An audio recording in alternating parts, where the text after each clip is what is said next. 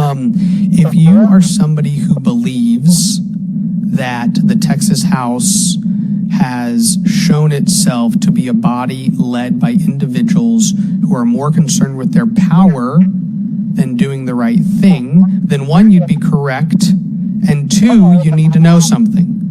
Those people are hell-bent on keeping their power.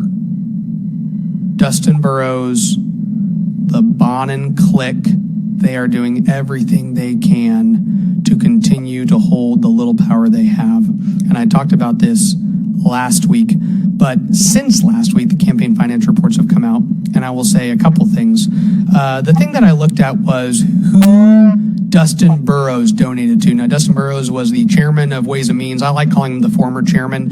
He's not currently the former chairman, but he will not be chairman of Ways and Means in 2021. And so the reality is that, he is a not only disgraced, but also a very duplicitous and dishonest individual in the legislature. And when I say dishonest, I don't mean to me.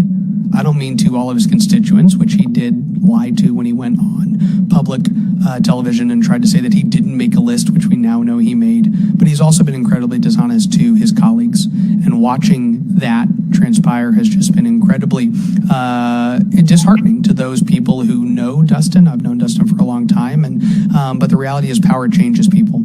And absolute power corrupts absolutely. So Dustin Burrows, I'm assuming, is probably in a position where most people wouldn't take his money when it comes to running their campaigns. But there are a handful out there, and I think they really need to seriously reconsider their decision to accept money from Dustin Burrows. When it comes to the open seats, I also think there's some interesting names. I believe it was Michael Schofield, Carrie Isaac, and Lacey Hull were the three that I saw that took his money. And again, you have a lot of open seats in the Texas House. The Republicans are working hard to both take back the seats. Lacey is running in a contested election over a seat that Republicans only held by a couple votes. And then Michael Schofield, of course, is a former state representative who's now running for his old seat back. Michael's somebody that I know personally and I really respect. I think he's been a strong conservative and a really brilliant, bright Republican. But I think that his decision to take money from Dustin Burrows is very unfortunate. It's a decision to align yourself with somebody's behavior, right? So Mark Twain says, "A man shall be known by the people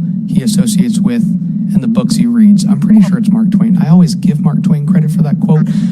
So if it wasn't him, it's somebody else. Okay, really smart. But a man shall be known, or a woman shall be known, by the people they associate with and the books they read. And I'm sure all of these people who have taken money from Dustin Burrows have a phenomenal reading list, okay? And I'm sure they're all very well-read people, which speaks well of their character, but they're associating with corruption in the Texas House. And if you're running to be a state representative and associating with corruption in the Texas House, it reflects very poorly on you. So Carrie Isaac, Lacey Hull, Michael Schofield, Jared Patterson, Briscoe Kane, please just consider returning that money so that it's made clear to Texans that we are starting to move on from a chapter of corruption and dishonesty into a new chapter where we recognize the importance of being more honest with the people of Texas and more honest with our colleagues. Because if we don't have honesty in the Texas House, what do we really have? If you are a Texan that's concerned, reach out to your state representative. I told you this last week. Tell them that you want to make sure that we turn the page and focus on a different type of leadership when it comes to the Texas House of Representatives.